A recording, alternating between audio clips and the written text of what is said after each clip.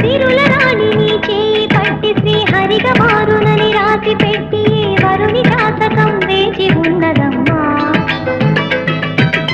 అన్నమయ్య శృంగార కీర్తనల వర్ణనలకు ఆకారమైన బంగారు చిలకనమ్మా.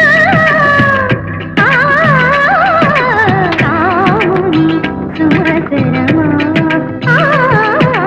రాముని సుమసరమా. కదిలే వెన్నెల శిల్పమా, కలలే అలగను రూపమా, అనుమతి నడకట ఎదసడిలో అలకడి రేపే అపురూపమైన భావమా. చిలుకు తడికి చిగురు తొడుగు పువ్వమ్మా.